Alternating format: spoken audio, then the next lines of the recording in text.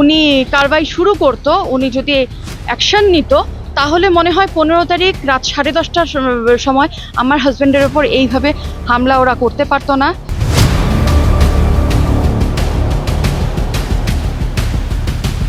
আজকে আমার হাজব্যান্ড মরে গেলে তখন কি করতো? প্রশাসন কি আমার হাজব্যান্ডের দায়িত্ব নিত বা আমাদের দায়িত্ব নেবে? यानी कि इसे प्रशासन का पूरा पूरा फेलियर मान लिया जाए। एक आम इंसान को का विश्वास क्यों प्रशासन पे कम हो रहा है? আমার কথা হলো, এটা তো অ্যাটেম্প টু মার্ডার মানে মোটামুটি মেরেই ফেলেছিল, যা কন্ডিশন আছে আমার হাজব্যান্ডের।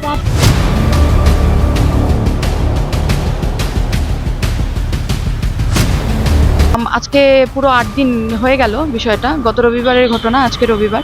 আমি তাহলে এটা নিয়ে আমি আগামীকাল কমিশনারেটে যেতে বাধ্য হব।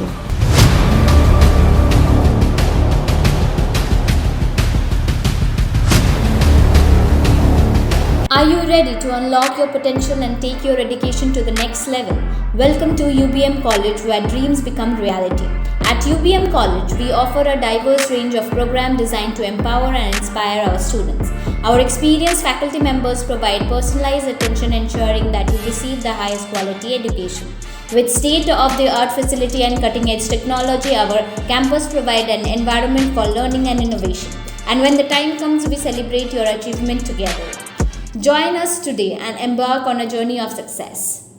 नमस्कार, मेरा नाम मनु कृष्णा है। मेरे सहयोगी चंदन सूत्रधर कैमरे पे मौजूद हैं।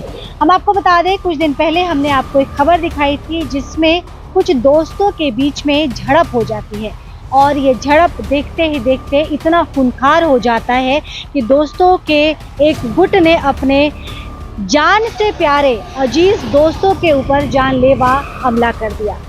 पेम्बा और उनका दल एक मत में था, वहीं नबरुन अलग खेमे में थे। नबरुन की तस्वीर हमने आपको दिखाई थी। प्रधान नगर थाना, माफ़ कीजिएगा, भक्ति नगर थाना और एनजेपी थाना, दोनों जगह केस किया गया। लेकिन नबरुन की जो पत्नी है, धर्म पत्नी, वो दोनों ही जगह पुलिस के जो कार्यकलाप है उससे वो संतुष्ट नहीं है।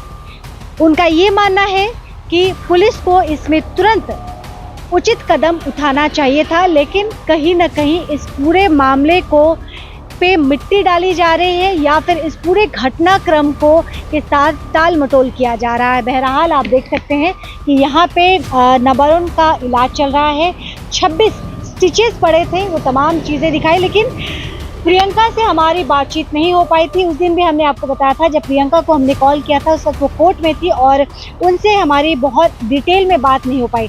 प्रियंका पूरा मसला क्या है, लेकिन सबसे पहले मैं ये जानना चाहती हूँ कि खबर हमारे पास ये भी थी कि उन्होंने अटेम्प्ट टू रेप, जो एक औरत की जो इज्जत होती है, आबरू होती है, उस पर भी पेम्बा और उनके जो दल के लोग हैं उस पर उन्होंने अटैक किया। आपके इज्जत के साथ भी खिलवाड़ करने की कोशिश की और आपके 3 साल के बच्चे के साथ भी दुर्व्यवहार किया।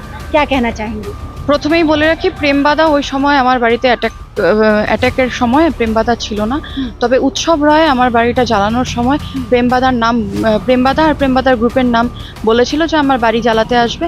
এই আমার ওপরে যেই শারীরিক অত্যাচার বা আমাকে রেপ করার যে অ্যাটেম্পটা নিয়েছিল, সেটা লিটারেলি উৎসব রয়, আনন্দ রয়, টুকাই রয়, কিছু বেশ মোটামুটি 10-15 জন ছেলেকে নিয়ে এসে এই কাজটা করার চেষ্টা করেছিল। আমি আমার শারীরিক বল প্রয়োগ করে যতটা পেরেছি আমি নিজেকে সেভ করার চেষ্টা করেছি। সেই মুহূর্তে আমি বাবাকে যখন ডেকেছি, চিৎকার করেছি, ঘরের ভিতরকার ঘটনাই আমি বলছি, বাবা চিৎকার করেছি, বাবাকে বেধড়কভাবে মারধর করে। আমরা কোনো কিছুই জানতাম না, কোনো কিছুই শুনিনি। আমাকে নবারুণও সঠিকভাবে কোনো কিছুই বলতে পারেনি, কারণ ওই সময় ও অসুস্থ ছিল। আমি ওর বন্ধুবান্ধব থেকে জানতে পারি প্রেমবাদার সাথে টাকা পয়সা নিয়ে কোনো ঝুট ঝামেলা ছিল। বিষয়টা এতদূর गड़ातोई ना यदि लेकिन दोस्तों के बीच में तो अक्सर पैसे का लेन देन होता है, लेकिन ये ऐसा कैसा मसला हो गया कि जान के प्यासे बन गए और दोस्त की पत्नी के साथ उन्होंने इतना दुर्व्यवहार किया? हाँ, कारण आमी बोली टाका पयसा निये विषयटा जखन होच्छिलो प्रेमबादार साथे कथा बोलते बोलते एदेर तर्क बितर्क अनेक दूर गड़िये जाय। तखन टुकाई आर भोम्बल নবারুণকে কি নবারুণের কোনো বন্ধুকে ফোন করে ধমকি দেয়। বিশেষত আমি যতদূর জানি নবারুণকেই ফোন করে ধমকি দেয় যে ও আমার বাড়ি মানে যে নবারুণের শ্বশুর বাড়ি জ্বালিয়ে দেবে, আমাকে কিডন্যাপ করবে, আমার ছেলেকে কিডন্যাপ করবে। সেটাই করতে ওরা রাত 2টোর সময় এসেছিল।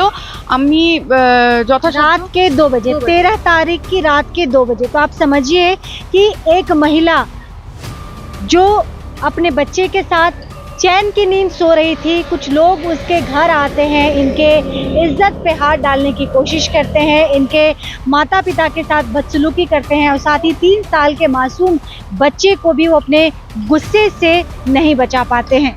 यही कुछ हुआ था। হ্যাঁ, আর তারপর আমি যেই ঘরে আর কি শুয়েছিলাম, বিছানা পুরো লণ্ডভণ্ড করে বিছানার নিচ থেকে 40,000 টাকার মতন পাই। সেই টাকাটা কি বৃত্তান্ত সেটা ব্যক্তিগত ব্যাপার। তাও বলে রাখি আমার বাবার আর पैसे लेके কাউকে, वो चले गए। হ্যাঁ কারণ আমার বাবার কারণ টাকাটা একদম সামনেই ছিল, বিছানার নিচে ছিল। বাবার পরের দিন সকালে কাউকে দেওয়ার ছিল, সেই টাকাটা তুলে নিয়ে ওরা চলে গেছে। সাথে যখন বেরোচ্ছে, আমিও যখন পেছন দিক থেকে বেরোচ্ছি, তখন কেউ একজন সামনে এসে, আমি মুখটা সঠিক আমি আইডেন্টিফাই করতে পারবো না, কারণ কি ছেলেগুলোকে আমি প্রথম দেখেছি, চেন টেনে নিয়ে চলে গেছে। তারপর বাবা যখন কোনোভাবে গেটটা খুলেছে, বাবাকে তখন নিচে ফেলে প্রচণ্ডভাবে মারধর করেছে। বিশেষত কি নাম উৎসব আর আনন্দ মিলে বেশি মেরেছে। সাথে কতগুলো ছেলে এসেছিল। उस वक्त आपके हस्बैंड कहाँ थे? ওই সময় আমার হাজব্যান্ড আমার বাড়িতে ছিল না, কারণ 15 দিন ধরে আমাদের মধ্যে দুজনের স্বামী স্ত্রীর ঝগড়াঝাটি চলছিল। তো আমার সাথে 15 দিন ধরে আমরা দুজনের সাথে কথা বলছিলাম না। মানে এটা আমাদের মধ্যে হামেশাই হয়ে থাকে, দুজনের সাথে একটু ঝগড়াঝাটি হলে পরে আমি ওকে বলি যে আমার রাগ ঠান্ডা না হলে তুমি আমার সাথে এসে কথা বলবে না। তো সেই কারণেই ও ছিল না, ও বাইরে ছিল। এখন ওই রাত 2টোর সময় কোথায় ছিল আমি এক্স্যাক্টলি আমি বলতে পারবো না, কারণ কি তখন আমি ওকে ফোন করিনি। কিন্তু রাতে যখন এই ঘটনার ইনসিডেন্ট ঘটে গেছে, তখন আমি ওকে যখন ফোন করলাম, ও আসার চেষ্টা করেছে। ও বলেছে আমি আসছি, দাঁড়াও। কিন্তু দাঁড়াও, আমি যখন আনন্দদেরকে বললাম যে দাঁড়াও ও আসছে, ওরা 2 সেকেন্ড দাঁড়ানোর পরে তারপরে ওরা আস্তে আস্তে এক এক করে বেরোনো শুরু করলো। আমি বললাম যে কি ব্যাপার, দাঁড়াও, ওরা তো আসছে। ও আমাকে বলছে যে আমরা এখন থানায় যাব কমপ্লেন করতে।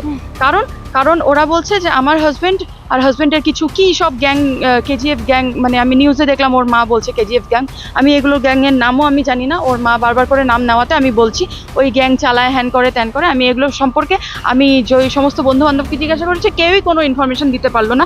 যদিও বা চালায়, আমি যতদূর জানি আমার হাজব্যান্ড এই সমস্ত কোনো গ্রুপের মধ্যে নেই। তবু আমি मुझे বলছি। ये बताइए, जैसे आपने कहा कि पुलिस का भी जो रवैया है, क्योंकि आपने 2 जगह एफआईआर किया है, भक्तिनगर थाना में और आपने एनजेपी थाना में भी 2 केस किया है, बावजूद इसके आप पुलिस के जो सर्विस है उससे आप सेटिस्फाई नहीं है, क्यों? আমি এই কথাটায় আসছি, কারণ আমি যখন কমপ্লেনটা করলাম রাত 3টের সময়, পরের দিন 14 তারিখ আমাকে এনজেপি থানার বড়বাবু পার্থসারথী স্যার ডেকেছে, ঘটনা শুনেছে। শোনার পরে জাস্ট হালকার ওপর দিয়ে মানে আমার বিষয়টাকে লাইটলি নিয়ে ছেড়ে দিল, আমরা দেখছি বলে। তো দেখছি বলে যদি উনি সত্যি 13 তারিখে উনি কারবাই শুরু করতো, উনি যদি অ্যাকশন নিত, তাহলে মনে হয় 15 তারিখ রাত 10:30টার সময় আমার হাজব্যান্ডের ওপর এইভাবে হামলা ওরা করতে পারতো না। সেই মোটামুটি 7 জন মতন ছেলে গেছিলো, তার মধ্যে কিছু ছেলেকে আইডেন্টিফাই করতে পেরেছে আমার হাজব্যান্ড, বাদবাকি ছেলেদের 2টো ছেলেকে মনে হয় চিনতে পারেনি। আমি সেই ছেলেগুলোর নামেও আসছি। তবে ভক্তিনগর থানায় আমি রাত 2টোর সময় আমি যখন কেস করলাম, আমি কেসে कब পরে केस किया था? ওই 15 তারিখ রাত 2টোর সময়, যেটা কি না 16 তারিখ পরে।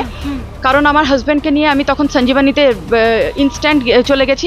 সঞ্জীবানীর থেকে আমি কালকে ওকে যখন বের করলাম, ও এক্সট্রিম পর্যায়ে বমি করছে, মাথা ব্যথা করছে, ওর স্টিচে ব্যথা লাগছে, ও প্রচণ্ড বমি করছে, যার ফলে আমি আস্থাতে আবার ভর্তি করতে বাধ্য হলাম। তো আস্থায় এসে জানতে পারলাম যে ওর ভেতরে বুকেও প্রচণ্ড লেগেছে। ওর এমনিও একটা হার্টের ব্যাপার আছে, ও শ্বাসের প্রবলেম আছে, প্রচণ্ড শ্বাসকষ্ট ওর, ও অক্সিজেন ঠিক মতন পায় না, হার্টের সমস্যা আছে, ওর হার্টে মানে আঘাত পেয়েছে ও। আর দ্বিতীয়ত কথা বলি, ওরা যে কেসটা করেছে সেই এগেনস্টে চুরি ছিনতাই নানান রকম কেসের সাথে সাথে 326 ওদের কেসে লাগলো। আর আমার হাজব্যান্ডকে ওরা কিডন্যাপ করতে চেয়েছিল, পাড়ার লোক, তিরাঙ্গা মোড়ের পাড়ার লোক এসে ঘিরে ধরাতে ওরা আমার হাজব্যান্ডকে রেখে দিয়ে চলে গেছে। আজকে আমার হাজব্যান্ড মরে গেলে তখন কি করতো প্রশাসন? কি আমার হাজব্যান্ডের দায়িত্ব নিত বা আমাদের দায়িত্ব নেবে? কারণ মোটামুটি গতকালকে क्या क्या सेक्शंस लगाए हैं? सेक्शन पूरा हम नहीं बता सकेंगे, पर जितना सेक्शन का बात है वो Attempt to murder? Attempt to murder है, किडनैपिंग है, छिनताई है, आपने जो केस उन पे जो फाइल किया है उसमें क्या क्या অ্যাটেম্প টু মার্ডার, তারপর ছিনতাই, তারপরে হচ্ছে এই সমস্তই আমি লাগিয়েছি। আমার পুরো এফআইআর কপি আছে, আমি সেটাও আমি দেখিয়ে দেব। সেখানে মানে ভক্তিনগর থানা থেকে যিনি আমার এফআইআরটা নিয়েছে তিনি কিন্তু 326 লাগু করেনি। আমার কথা হলো এটা তো অ্যাটেম্প টু মার্ডার মানে মোটামুটি মেরেই ফেলেছিল, যা কন্ডিশন আছে আমার হাজবেন্ডের ছিল এতদিন। আমি এটা জিজ্ঞাসা করতে যাব, কিন্তু কালকে তেনারা ব্যস্ত ছিলেন। আমার কালকে না, পরশুদিন তেনারা ব্যস্ত ছিলেন, সেহেতু আমাকে আইসি সাহেবের সাথে দেখা করতে দেয়নি। কিন্তু আমি এটা নিয়ে যদি এরকমভাবে চলতে থাকে, আজকে পুরো 8 দিন হয়ে গেল বিষয়টা, গত রবিবারের ঘটনা, আজকে রবিবার, আমি তাহলে এটা নিয়ে আমি আগামীকাল কমিশনারেটে যেতে বাধ্য হব। কারণ আমার সবথেকে বড় বিষয়, আজকে আমার বাবা নিরীহ মানুষ, আমি নিরীহ মানুষ, আমাদেরকে কেউ এখনো পর্যন্ত সঠিকভাবে কোনো রকম প্রোটেকশন দেয়নি। কারণ আমি রাস্তা দিয়ে চলাফেরা করি, আমি জানি না কোথা দিয়ে কে আমাকে অ্যাটাক করবে। আমার বাচ্চা আজকে প্রায় 10 দিন প্রায় হয়ে গেল, ও স্কুল যেতে পারছে না। আমি আগামীকালকেও তাকে স্কুল নিয়ে যেতে পারবো কিনা আমি বলতে পারছি না। আমার বাচ্চার প্রাণেও ভয় ঢুকে গেছে, সেই সিনটা তার সামনে হয়েছে। একটা 3 বছরের বাচ্চা ভীষণ ট্রমাটাইজড হয়ে আছে। ইনফ্যাক্ট আমার হাজব্যান্ডের যে সমস্ত এগেনস্টে কেস হয়েছে, সেখানে যে সমস্ত সেকশনগুলো লাগু হয়েছে, কেন আমি আমার হাজব্যান্ডকে যে অ্যাটাক করেছে সেই সমস্ত মানে অ্যাকিউজদের এগেনস্টে কেন 326 লাগু হলো না, আমি এটাই জানতে চাই। মানে প্রশাসন কি কোনো দায়িত্ব নেবে না কোনো দায়িত্ব নেবে না? তাহলে আমাকে অন্যরকম স্টেপ নিতে হবে। অন্যরকম স্টেপ বলতে তাহলে পলিটিক্যাল দিক থেকে যে সমস্ত প্রেশার আসছে, আমি সেই সমস্ত দিকেই তাহলে এগোবো। আমি তাহলে সমঝোতা যে করতে বলছে আমি তাহলে সেটাই করব। समझौता करने के लिए कौन कह रहा है? মতলব ওরা আর কি মোটামুটি 50-60 জন মিলে আমাদের যে যুব নেতা আছে সেই নেতার সাথে গিয়ে কথাবার্তা বলছে। আর আমাকে যারা প্রেশার করছে আমি তাদের নাম নেব না এই মুহূর্তে। আমাকে মোটামুটি পলিটিক্যাল দিক থেকে কেউ বা কারা ওদের প্রেশারে বারবার করে বলছে যে এক কাজ করো, বাদ দাও, তোমরা সমঝোতায় চলে আসো, মানে আন্ডারস্ট্যান্ডিংয়ে চলে আসো। কিন্তু আমি ঠিক আছে, পুলিশ যদি কোনো অ্যাকশন না নেয় আমি সমঝোতাতে চলে আসবো। কিন্তু আমার ফ্যামিলির রিস্ক, আমার হাজব্যান্ডের রিস্ক, কারণ কালকে ও রিকভারি করে যখন রাস্তায় বেরোবে কোনো ভরসা নেই ওরা যে মেরে ফেলবে না। मैं आपको ये बता दूं कि प्रियंका इस वक्त डरी हुई है, सहमी हुई है। उनका ये कहना है कि पति के ऊपर जो जानलेवा घातक हमला किया है, उनके किसी ज़माने में जो लोग दोस्त हुआ करते थे, 2 जगह इन्होंने केस फाइल किया है और दोनों ही जगह से, भक्तिनगर थाना से और एनजेपी थाना, दोनों ही बहुत ज़्यादा निराशाजनक रहा है। वहीं दूसरी तरफ पॉलिटिकल प्रेशर की ये बात कर रही है, बार बार ये कहा जा रहा है कि समझौता कर लीजिए, यानी कि जो कुछ हुआ है वो समझौता कर लीजिए। अब आप तमाम चीज़ों में प्रियंका ने एक बात कही जो समझने और गौर फरमाने लायक है। इन्होंने कहा कि अगर पुलिस अपना काम नहीं कर पाती है तो वो समझौता करने के लिए तैयार है, यानी कि इसे प्रशासन का पूरा फेलियर मान लिया जाए। एक आम इंसान का विश्वास क्यों प्रशासन पे कम हो रहा है, ये भी सोचने वाली बात है। उन्होंने स्पष्ट कर दिया कि अगर प्रशासन फेल है, प्रशासन इनकी सेफ्टी की जिम्मेदारी उठाने के लिए काबिलियत नहीं रखती है, जैसा कि प्रशासन कह रही है कि काबिलियत नहीं रखती है, तो ये समझौता करने के लिए तैयार है। बावजूद इसके अगर इनके 3 साल के बच्चे को कुछ होता है, जो पिछले कुछ दिनों से स्कूल नहीं जा पा रहा है, बच्चा इतना ज़्यादा ट्रॉमेटाइज्ड है, उसके अलावा ये खुद बाहर निकलती हैं, तो ऐसे में अगर इनके साथ कुछ होता है, इनके बच्चे के साथ, ऊपर वाला ना करे, कुछ ऐसा होता है तो उसकी जिम्मेदारी कौन लेगा? ये प्रशासन को इस बात का, इस सवाल का जवाब देना पड़ेगा, जैसा कि प्रियंका करे। जी प्रियंका। হ্যাঁ, কারণ আমি এই কথাগুলো আমি এতক্ষণ ধরে বলার একটাই কারণ গতকাল পরশুদিন রাতে আমার বাড়িতে কিন্তু অলরেডি 4-5টা ঢিল পড়েছে। তা আমি এটা থেকে সেটাই মেনে নেব যে যাদের ওপরে আমি অভিযোগ করেছি, যাদের এগেনস্টে, তারাই হয়তো কোনো লোক দিয়ে এই সমস্ত কাজ করছে। আমি তাহলে মানে আমার প্রোটেকশন, আমার ফ্যামিলির প্রোটেকশন, বাচ্চার প্রোটেকশন, আমার হাজব্যান্ডের প্রোটেকশন কে নেবে, কে দায়ী, মানে কে বলতে পারে যে হ্যাঁ তোমরা সমঝোতা করে নাও? যে বা যারা আমাকে বলবে এই কথাটা, তোমাদের লাইফ প্রোটেকশন আমরা নিচ্ছি তাহলে পরে আমি রাজি আছি। আমি ক্যামেরার সামনে এটাই বলছি, যদি আমাকে প্রশাসনিক দিক থেকে কোনো রকম হেল্প না পাই, আমাকে যদি কেউ বা কারা বলে যে ঠিক আছে তোমরা সমঝোতা করে নাও, আমি তোমাদের লাইফের রিস্ক নিচ্ছি, তাহলে ঠিক আছে, আমি রাজি আছি। কারণ আমি আমার হাজব্যান্ডকে এইভাবে যদি আমি পড়ে থাকতে দেখি, কি ভরসা আছে আগামী 1 মাস বা 2 মাস বা 1 বছর পরে আমি এরকম কন্ডিশনে আবার পাবো না, আবার আমার ফ্যামিলির ওপরে সেম অ্যাটাক হবে না? কেউ কি আমাকে সেই গ্যারেন্টি দিতে পারবে? আমার এটাই प्रियंका ने बहुत बड़े बहुत ज्वलंत प्रश्न उठाए हैं। उन्होंने कहा कि अब वो इस स्थिति में पहुंच चुकी है जहां जो कोई भी इनके परिवार की सेफ्टी का भरोसा दिलाती है वो उसको विश्वास करेंगे, वो जैसा कहेंगे वैसा करेंगे। लेकिन इस पूरे प्रकरण में 10 दिन लगभग होने को है। 13 तारीख को पहली वारदात घटी थी जब इनके ऊपर इनके इज्जत आबरू के साथ छेड़खानी करने की कोशिश की गई थी, लेकिन इन्होंने खुद को संभाला। ठीक 3 दिन बाद 15 अगस्त को 2 दिन बाद माफ़ कीजिएगा 15 अगस्त को ये पूरी घटनाक्रम होती है तिरंगा मोड़ के पास। इनके पति को बुरी तरह से पीटा जाता है या फिर ये कहे अधमरा करके छोड़ दिया जाता है। केस 2 जगह ये फाइल करती हैं, लेकिन दोनों ही जगह से इनका अगर प्रियंका की माने तो सिर्फ मजाक बना के रह दिया, क्योंकि प्रशासन के अधिकारी कहते हैं कि इतना पैसा 40,000 इन्होंने कहा है कि इनके पिताजी को किसी को देना था, वो 40,000 इन्होंने घर में रखा था। तो प्रशासन के अधिकारी कहते हैं कि इतना पैसा घर में कौन रखता है। तो ये सारे सवाल हैं और ये सारे सवाल से प्रियंका परेशान है।